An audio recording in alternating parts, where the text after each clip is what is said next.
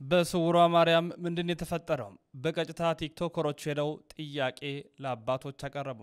በስውሯ ማርያም ምንድነው እየተሰራ ያለው ብላ ያሉንን ጥያቄዎች በሙሉ ይዘን ሂደን እኛ ጠይቀናል። የአባቶችን መልስ ይህንን ይመስላል። አሁን ሆቴሎች የተዘጉ ነው። መጋቢ አዲስ ኢንጂነር ነቃ ጥበብ ከፍ ያለው አሁን ብዙ ሆቴሎች ዝግ ናቸው። ብዙ ጭፈራ ቤቶች ዝግ ናቸው።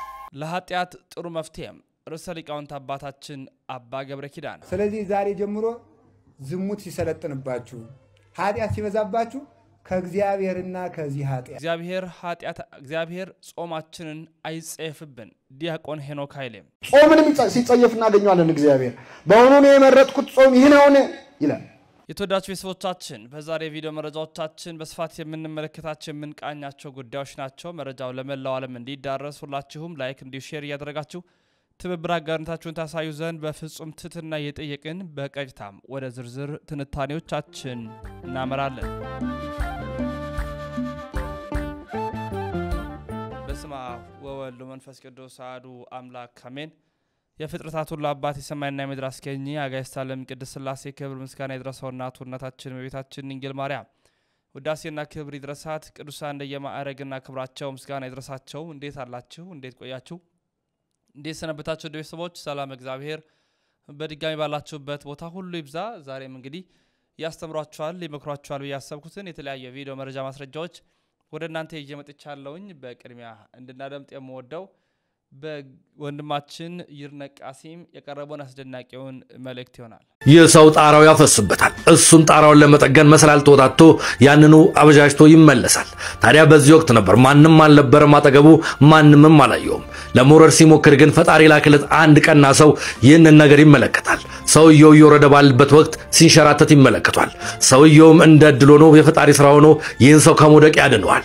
በዛ ላይ ደግሞ እጅግ በጣም ትኩረትን የሳበው ያደረገው ቲሸርት ነበር። መስቀል ይታየኛል። ታዲያ ለዚህ ሰው አለመውደቅ ፈጣሪ ይህን ሰው አላከውን ብላችሁ ታስባላችሁ? የሆነ ሆኖ ያለ ምክንያት ይህን ታሪክ አላነሳሁትም። በአራተኛው የአብይ ጾም ሳምንት እንገኛለን። መጻጉዕ ሲባልም ስያሜ ተሰጥቶታል። ጌታችንና መድኃኒታችን ኢየሱስ ክርስቶስ በቤተ ሳይዳ ታምራት ማድረግ የጀመረበት ድውያንን መፈወስ የጀመረበት ሳምንት ነው። ታዲያ አንድ ሰው ነበር መጻጉዕ የሚባል ለ38 ዓመታት ያህል በቤተ ሳይዳ ተጠምቆ መዳን ይፈልግ ነበር። ክርስቶስም ይህንን ይለዋል፣ ተነስተህ አልጋን ተሸክመህ ሂድ ይለዋል። እንደተባለውም ያደርጋል፣ ፈውስም ምሕረትን ያገኛል። የተወዳችሁ የሰዎቻችን እንግዲህ እንዲህ አይነት አስተማሪ የሆኑ ነገሮችን በማህበራዊ ሚዲያ እያገኘን እንገኛለን። አንድ ወንድማችን ይርነቅ ቃሲም ነው። ሆቴሎች የተዘጉ ነው። መጋቢ አዲስ ኢንጂነር ነቃ ጥበብ ከፍ ያለው አሁን ብዙ ሆቴሎች ዝግ ናቸው። ብዙ ጭፈራ ቤቶች ዝግ ናቸው። ብዙ መጠጥ ቤቶች አሁን ዝግ ናቸው። እየታደሱ ነው። ቀለም እየተቀቡ ነው። ዲኮር እየተደረጉ ሰራተኞቻቸው ተባረዋል። ከዛስ ፋሲካ ሲመጣ ቆንጆ ሆነው አምረው ያልቁና አጫጭር ቀሚስ የለበሱ እህቶች እነሱ እንዲመደቡበት ይደረግና ሰው ዝሙት እያሰበ እየጠጣ እየሰከረ በማይፈልግበት ቦታ እንዲያደር ይደረጋል። የሚያሳዝነው ፋሲካ ሲመጣ እነሱ እንኳን አደረሳችሁ ብለው ይቀልዱብናል። እንኳን ለብርሃነ ትንሣኤው አደረሳችሁ ብለው ቢራ ያስተዋውቁናል። እንኳን ለብርሃነ ትንሣኤው አደረሳችሁ ብለው የኮንሰርት ፕሮግራም ያስተዋውቁናል። ቲኬት ይሸጡልን። እኛም የፋሲካ ቤተክርስቲያኑ ባዶ ያድራ እስከ ፋሲካ ጾመን ልክ ፋሲካ ሲደርስ ቤተክርስቲያኑን ትተን እንወጣለን እና ምን እንደሆነ ያውቃሉ። ተመልሰን እንደምንሄድ ያውቃሉ። ይሄ በጣም እውነትና ትክክለኛ ነገር ነው። ያው ምንድነው ክርስቶስ ሲነሳኛ ሞትን እንዳለ አንድ አባትና ብዙዎቻችን የመፈታቱን ቀን ነው የምንጠብቀው። ከዛ ኃጢአት የመላበትን ስራዎች ለመስራት እንታተራለን። በተለይ ጭፈራ ቤት ያላቸው፣ ሆቴል ያላቸው፣ ኮንሰርት የሚያዘጋጁ መጠጥ ባለቤቶች አብዛኛዎቹ በሚባልበት ደረጃ ማለት ነው የክርስቶስን ትንሣኤ ይጠብቃሉ፣ ገና ይጠብቃሉ፣ በዓላት ይጠብቃሉ። ምክንያቱም ጾመን ጸልየን በስተመጨረሻ ወደ እነሱ እንደምንሄድ ያውቃሉ። መቼን እንደምናቆም እንግዲህ ፈጣሪ ይወቀው። ብቻ ግን በነፍሳችን ጥሩ ሰርተን በስተመጨረሻ ግን እንዳናጣው እግዚአብሔር ይጠብቀን። ለኃጢአቶቻችንስ መፍትሄ ምን እናስብ? እንዲያን ነገሮች ሲመጡብን ምን እናድርግ? እግዚአብሔርን የምትወዱት በሉ ድገሙት። ምን እንጥሏት? ስለዚህ ዛሬ ጀምሮ ዝሙት ሲሰለጥንባችሁ ኃጢአት ሲበዛባችሁ ከእግዚአብሔርና ከዚህ ኃጢአት በሉ። ሁላችሁ በሉ። ስለዚህ ማንን ተወዳላችሁ? ለስጋችሁ ነው የምትመልሱለት። ዝሙት ስራ ቢላችሁ ይሄን ኃጢአት ከመስራትና ከእግዚአብሔር ማን ይሻለኛል ነው የምትሉት። እግዚአብሔር ካላችሁ ዝሙቱን ትተውታላችሁ። ስከሩ ተደባደቡ ካላችሁ ከእግዚአብሔርና ከመጠጥ፣ ሌሊት ስትጸልዩ ተኙ ካላችሁ ከእግዚአብሔርና ከእንቅልፍ፣ በዓርብ ረቡዕ ማለዳ ግጥም አድርጉ ሲላችሁ ከእግዚአብሔርና ከእንጀራ ይውላችሁ። እስቲ በሉ ከእግዚአብሔርና ከእንጀራ በሉ። ማን ይሻላል? እግዚአብሔር። ተሳደቡ ሲላችሁ ከስድብና ከእግዚአብሔር በሉ። ምረጡ። ማን? አቤት። ታረቁ ስትባሉ እምቢ ሲላችሁ ከጠብና ከእግዚአብሔር ማን ይሻላችኋል? የሰው ገንዘብ ስረቁ 10 ሺህ ብር 20 ሺህ ብር 50 ሺህ ብር 100 ሺህ ብር 200 300 1 ሚሊዮን 2 አለ።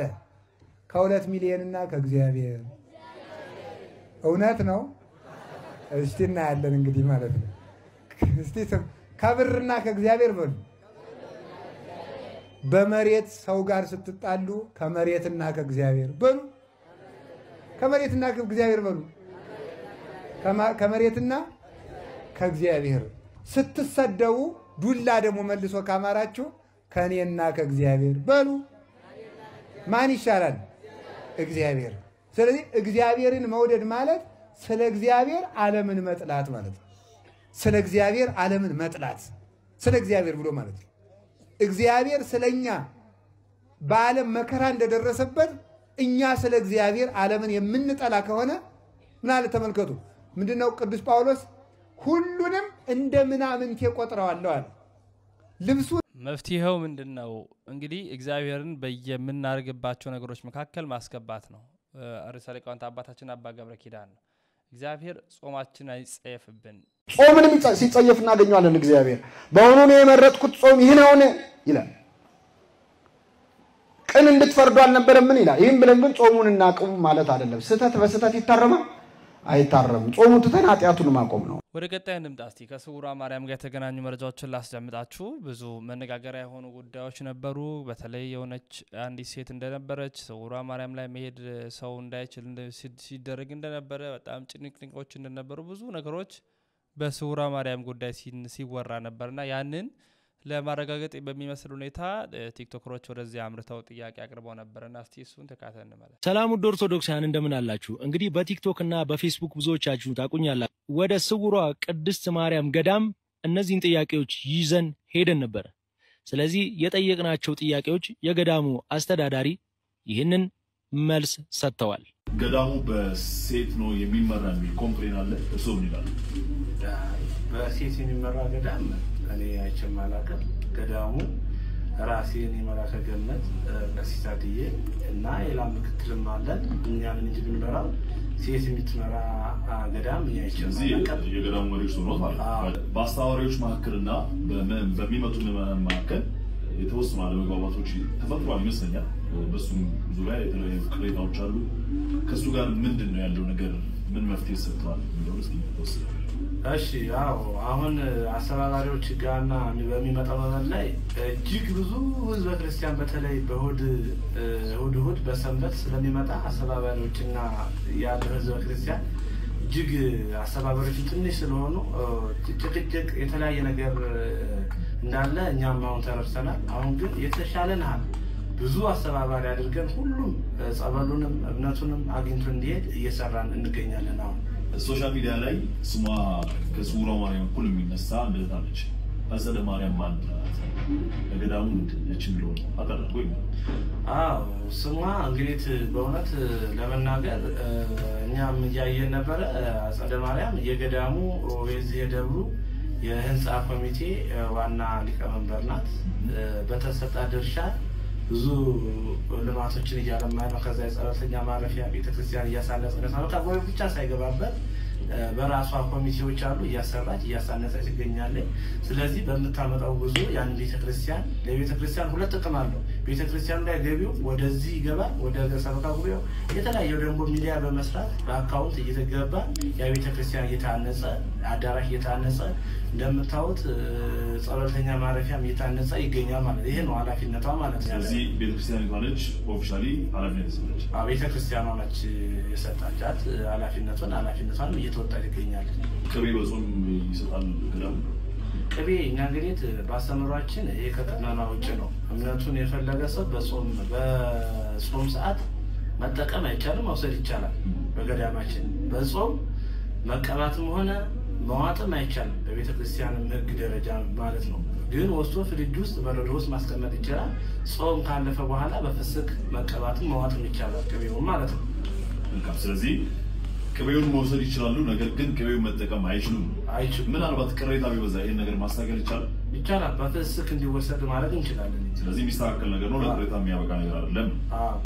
መልካም እንግዲህ የተቻለን ያክል አድርገናል። ሰኞ ነው የመጣነው ሁላችንም መተን ያለውን ነገር አጣርተናል ማለት ነው። ምናልባት ደግሞ ተጨማሪ ጥያቄዎች ካሏችሁ ደግሞ እንደተለመደው ኢንቦክስ ማድረግ ትችላላችሁ፣ ኮሜንት ላይ መስጠቱን ትችላላችሁ።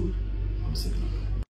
በስውሯ ማርያም ምንድነው እየተሰራ ያለው ብላ ያሉንን ጥያቄዎች በሙሉ ይዘን ሂደን እኛ ጠይቀናል። የአባቶችን መልስ ይህንን ይመስላል። ትክክል ነው። ስህተቶች ሊኖሩ ይችላሉ። በተለይ በሰንበት ሰዓት ያለው ሰውና አገልግሎቱ በጣም ሰፊ ነው። እንደምታውቁት ቦታው ላይ ብዙ ህዝበ ክርስቲያን ነው ያለው። ከአቅም በላይም ስለሆነ አንዳንድ ጊዜ ሰንበት እስከ 6 ሰዓት ይቆያል፣ እስከ 7 ሰዓት ይቆያል። ማለት ያደረው ሰው ቅዳሜ ስለሚመጣ ቅዳሜ ስለሚጠመቅ እሁድ አንድነቱን ጥምቀት ለማድረግ ያው ትንሽ የህዝብ ብዛት ስላለ በጣም ለማዳራስ አስቸጋሪ ስለሆነ አሁን ግን በማስተካከል በተለይ ከቅዳሴ እንደተወጣ የማስተካከል ስራ እሱን አይተኑ ጉዳዩ መርምረኑ ትክክለኛ ጠዋት ከቅዳሴ ወጥተው ታምረ ማርያም ዕጣነ ሞገር ከተደረገ በኋላ ወንጌል እየተማሩ አዳሪው ተጠምቆ ወደ ቤቱ በሰላም እንዲመለስ አድርገናል። ቀጣይ ደግሞ የሚገባው ጉዞተኛ እንግዶች መጥተው ተጠምቀው ተባርከው እንዲሄዱ ይሄንን የማስተካከል ስራ እየሰራን እንገኛለን። የስውሯ ማርያም ገዳም አስተዳዳሪ ማን ነው? ታድዬ ጌታቸው እባላለሁ። በኢትዮጵያ ኦርቶዶክስ ተዋሕዶ ቤተክርስቲያን በሰሜን ሸዋ ሀገረ ስብከት የላይ ሚኪ ደብረ ገነት ቅዱስ እግዚአብሔር አብና ቅድስት ስውሯ ማርያም ዋና አስተዳዳሪ ነኝ። ስውሯ ማርያም ላይ ያለው የልማት ሂደትስ ምን ይመስላል?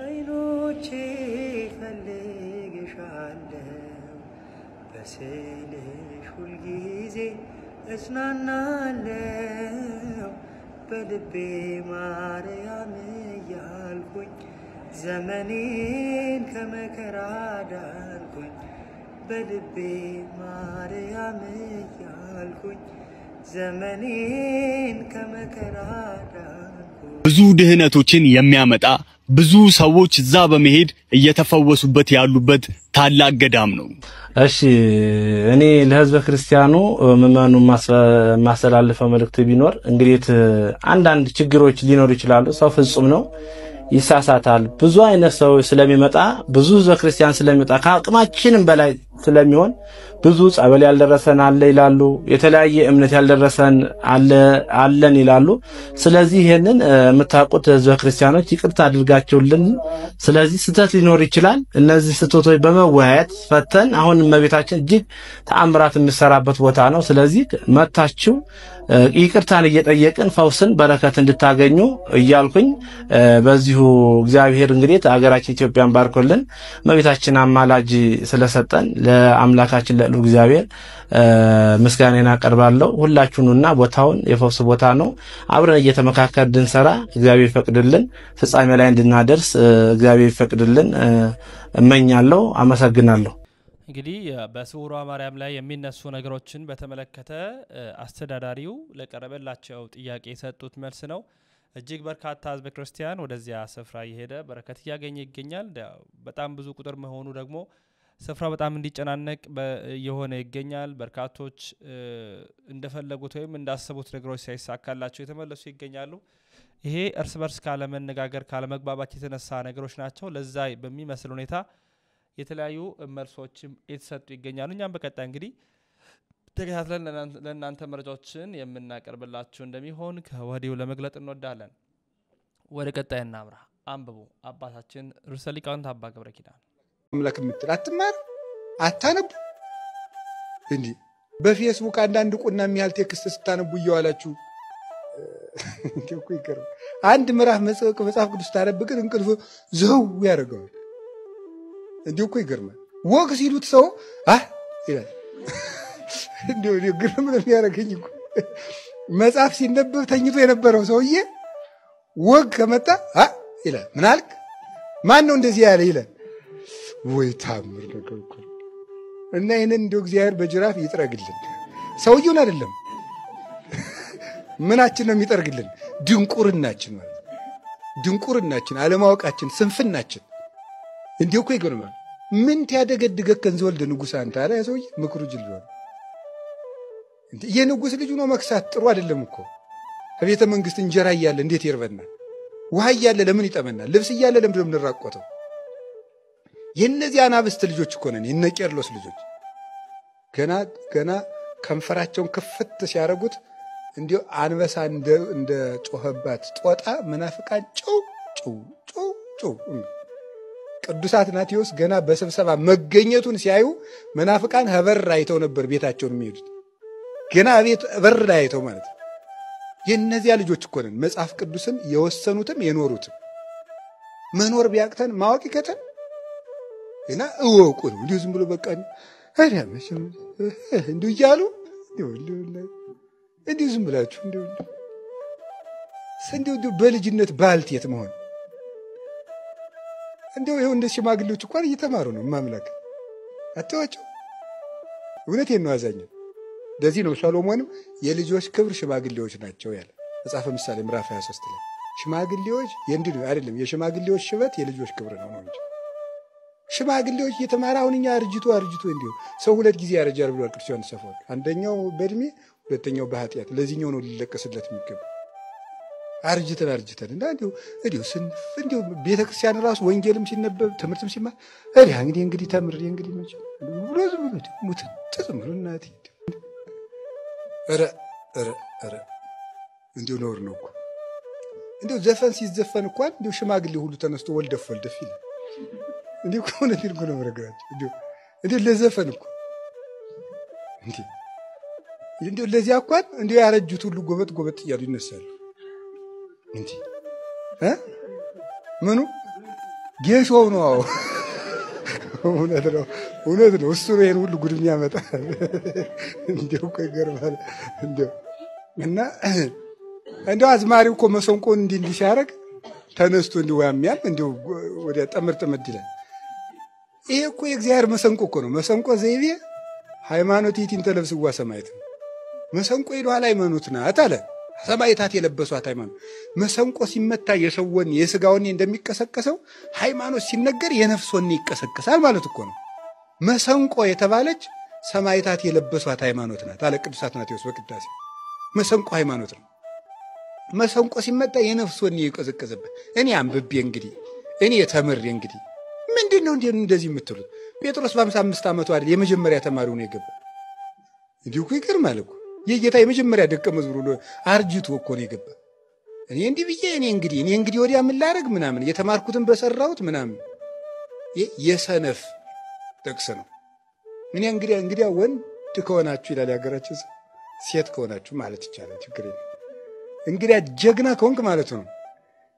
ጀግና ከሆናችሁ ሴቶች በቤት መፈትፈት፣ ወንዶች በአደባባይ ስለሆነ የድሮ ታሪክ ነው። ወንድ ከሆንክ የሚል የመጣ እንጂ ሴት ከሆንሽ ማለት ይቻላል። ጀግንነቱ ካለ እንግዲህ እኔ በልቼ እንግዲህ እንላለን። እንግዲህ ወዲያ እንግዲህ እኔ በልቼ እንላለን አንልም። እና እንግዲህ የነፍስ ምግቧ ያ ነው። ሲሲታ ለነፍስ ቃላት ይሁን ለእግዚአብሔር። የነፍስ ምግቧ ምንድነው አለ? የእግዚአብሔር ቃል ነው። እስመ ቃለ እግዚአብሔር ሲሳይ መንፈሳዊ ውእቱ። ቅዱስ ዮሐንስ አፈወርቅ ደግሞ ለርዕሰ ሊቃውንት አባታችን አባ ገብረ ኪዳን ቃለ ሕይወትን ያሰማልን። በእውነት አባታችን ርዕሰ ሊቃውንት የሚያስተላልፉትን መልእክትን ማድመጥ የማይጠገብ ነው። በቃ በየዕለቱ ቢያስተምሩንም እጅግ ሐሴት እንመላለን። በድጋሚ የመጨረሻውን የእሳቸውን በማድመጥ እንጨርስ። በስላሴ ስም መመካት፣ በስላሴ ስም ማማተብ ይሉናል። የመጨረሻችንን እንካተራል። በስላሴ ስም መመካት፣ በስላሴ ስም ማማተብ፣ የስላሴን ስም ማጥናት መማር ይሄንን ያርቃል። በስላሴ ስም መመካት፣ በአብ በወልድ በመንፈስ ቅዱስ ስም መመካት፣ ማማተብ፣ ሲበሉ አማትቦ መብላት፣ ከቤት ሲወጡ አማትቦ መውጣት፣ ወደ ቤት ስትገቡ የራሳችሁ ቤት እንኳን ቢሆን አማትባችሁ መግባት፣ ውላችሁ ወጣችሁ እንኳን ቢሆን ተመልሳችሁ ስትገቡ አማትባችሁ መግባት፣ የራሳችሁን እስክብሪቶ ለሰዋውሳችሁ እንኳን ቢሆን ሲመለስ አማትቦ መቀበል። የትም ቦታ ላይ የሥላሴን ስም ምን ማድረግ ነው? ማህተም ማድረግ ማለት። የጌታችን መድኃኒታችን ኢየሱስ ክርስቶስን ስም መጥራት። ሰይጣን ኢየሱስ እንደሚባል ስም አድርጎ የሚጠላው ነገር የለም። ታውቃላችሁ? ይሄ እውነት የለም አለው። የራሱን የቻለ አጠራር። ጌታዬ ኢየሱስ ክርስቶስ ሆይ ምን ማለት ነው? ማረኝ ነው። ጌታዬ ኢየሱስ ክርስቶስ ሆይ ወይም እግዚኦ መሐረነ ክርስቶስ። በቴዎሎጂ ትምህርት ኦ ሎርድ ጂሰስ ክራይስት ዘ ሰን ኦፍ ጋድ ሃቭ መርሲ ኦን ሚ የሚባለው ማለት ነው። በዓለም አቀፍ ቴዎሎጂ ሁሉ ይታወቃል። ሎርድስ ፕሬየር ነው የምትባለው። የጌታ ጸሎት ነው የምትባለው። የጌታ ስም ተጠርታ የምትጸለይ ጸሎት ነው። የእግዚአብሔር ልጅ ጌታዬ ኢየሱስ ክርስቶስ ሆይ ማረኝ ሲባል ለኢየሱስ ክርስቶስ ስም ጉልበት ሁሉ ሊሰግድ ይገባል። ከሰማይ በታች ከምድር በላይ ከምድር በታች ያለ ጉልበት ሁሉ ለኢየሱስ ክርስቶስ ስም ሊሰግድ ይገባል። ስለዚህ በጌታችን በኢየሱስ ክርስቶስ ስም መመካት፣ ስሙን ጠርቶ መተኛት፣ ስሙን ጠርቶ መውጣት፣ ትራንስፖርት የሚሆን መንገድ ላይ የሚሆን የሱን ስም እየጠሩ መሄድ። በኢየሱስ ክርስቶስ ስም ድል የማይነሳ አጋንንት የለም። ከዛ የክርስቶስን ሕግ ማንበብ፣ መጠበቅ፣ መጸለይ፣ በሱ መንገድ መሄድ ማለት ነው። 5 መመላለሻዎች ማለት ልጅነትን መጠበቅ፣ መጠመቅ። የመጀመሪያው መጠመቅ ነው፣ መስጢረ ጥምቀት። 3ኛው መመላለሻ ከዛ ልጅነትን መጠበቅ ነው፣ እንዳይነጥቅህ የእግዚአብሔር ልጅ ከመሆን የሚያጎድልህን ነገር መጠበቅ ነው። ከዛ ቅዱስ ሥጋውን ክቡር ደሙን አዘውትሮ መቀበል። ትንሣኤ ሙታንን ክርስቶስ ሲመጣ በሥጋዬ እንዳይቀስፈኝ በነፍሴ እንዳይፈርድብኝ። አይ ይሄ ብቻም አይደለም፣ ለፍቅሩ እየሳሳ ለሱ ሙሽራ ሆነ እየተዘጋጀ ተመላለስ ነው። የመንግስተ ሰማያትን ጣዕም የገሃነምን ፍርድ እያሰብክ ከኖር 5ቱን በሽታዎች ማሸነፍ ትችላለህ። 5ቱ መመላለሻዎች እነዚህ ናቸው። አላችሁ። እግዚአብሔር ከሁላችን ጋር ይሁን። ጌታችን ሄደና ይህን ሰው እንዲህ አለው፣ መዳን ትፈልጋለህ አለው። የዚህን ሰው ነገር ስሙ። አይ የሚያወርደኝ የለም እንጂ አዎ አለው። ቅዱስ ዮሐንስ አፈወርቅ በጣም ነው የሚያደንቀው። እናንተ ብትሆን ምን ታደርጋላችሁ? አሁን 38 ዓመት አልጋ ላይ ኖራችሁ ሲያበቃ ደህና ሰነበትክ እግዚአብሔር ይመስገን መዳን እንደው ትፈልጋለህ ቢላችሁ ቀልደኛ እያፌስክብኝ ነው አትሉ? 30 ዓመት ተኝቼ ታዲያ ምንድነው የምፈልገው ታዲያ ምን አይነቱ ነው አትሉም ትላላችሁ? እንል ነበር ነው። ምን አይነት ትሁትና ትዕግስተኛ ሰው ነው ይላል። ትዕግስቱ አዎ ነው ያለ እንጂ እንዴት ትቀልድብኛለህ አላለ። ትዕግስት፣ በመከራ ሰዓት ትዕግስት። አንዳንዱ ሰው ሲርበው እንደ ጅብ ነው የሚያደርገው። ጾሙን እንደዋለ ቆይ አንዴ ፈልጌ ካላችሁት ቸኩያለሁ ብሎ አይፈልጌያለሁ ካላችሁት ምን ይላል አያ ብሎ አውሬ ይሆናል። በቃ ሲቸግረው ሲያማው አንዳንዱ ሰው ራሱን መግዛት አይችልም። በችግርህ ጊዜ ማንነትህ ይለካል ማለት ነው። ይሄ ሰው 38 ዓመት ታሞ እንኳን አልተበሳጨም። እኛ እኮ እንደው 3 ቀን ራስ ፍልጠት ዞን ቤት ያለ ሰው ሲንጫጫ ራሱ ባካችሁ አትንጫጩብኝ እናንተን ወደማላይበት የት ልሄድ ነው የሚሉ ብዙ ሰው። ይሄ ሰው ግን 38 ታሞ እንኳን አልተነጫነጨም። ትዕግስት። ሁለተኛው የዚህ ሰው የሚያስደንቀው ተስፋው ነው ይላል ሊቁ ቅዱስ ዮሐንስ አፈወርቅ ሲተረጉ። 38 ዓመት ሙሉ እንዴት እድናለሁ እያለ ጠበቀ ይላል። እኛ እኮ ይላል ቅዱስ ዮሐንስ አፈወርቅ ከእግዚአብሔር አንድ ነገር ፈልገን 3 ቀን ከሞከርነው በኋላ አቋርጠን የምንተወው ይላል። 3 ቀን እንኳን ሞክረን እስቲ እግዚአብሔር ያሳያችሁ። ራሳችሁን ለመለወጥ ስንት ዓመት ለፍታችኋል? ማለት ደጋግሞ የሚጥለንን ኃጢአት ለመላቀቅ ስንት ዓመት ነው የደከማችሁበት? ትንሽ ምን ልንል እንችላለን? ደብረ ሊባኖስም 40 ቀን እጄ ነበር፣ ዋልድባም እጄ እንዲሁ 20 ቀን እጄ ነበር፣ በአባቶችም ሱባኤ እጄ ነበር፣ ግን ምንም አልተለወጥኩም። በቃ አሁን እንደዚህ ይላል። ወዳጄ ህይወትን ሙሉ ለህይወት ይጣርለታል። አምና ባይሳካ ዘንድሮም ጣር፣ አምናም ባይሳካ ዘንድሮም ጣር፣ ዘንድሮም ባይሳካ ከርሞም ጣር። ለህይወት 38 ዓመት ይለፋለታል። ተስፋ ደግሞ አለመቁረጥ ነው። ሰው ከ38 ዓመትም በኋላ ይሄ ፈውስ የሚባለው ስለ መንፈሳዊ ፈውስ ነው እየነገረን ያለ እንጂ የሰውየውን ጤንነት አይደለም እያወገን ያለ። የሱ በሽታ ለመንፈሳዊ ጤንነታችን ምሳሌ ሆኖ የቀረበ። አልተለወጥ 7 ዓመት ጣርኩኝ አንድ ኃጢአት ግን ሊለቀኝ አልቻለም አትበል ነው 38 ዓመትም 40 ዓመትም 50 ዓመትም ሊያደክም ይችላል ራስህን ለማሸነፍ ስለዚህ መለወጥ ግን አይቀርም አልለወጥም እኔ እንደው አልለወጥም አትበሉ የተወዳችሁ ቤተሰቦቻችን የዛሬ ቪዲዮ መረጃዎቻችን ይህን ይመስላሉ ወዳችሁና ፈቅዳችሁ ስለምትከታተሉን በእጅግ እናመሰግናለን በሌሎች አስተማሪ ቪዲዮ መረጃ ማስረጃዎች እስክንገናኝ ተሰናበትን ክብር ምስጋና ለአብ ክብር ምስጋና ለወልድ ክብር ምስጋና ለመንፈስ ቅዱስ አንድ አምላክ አሜን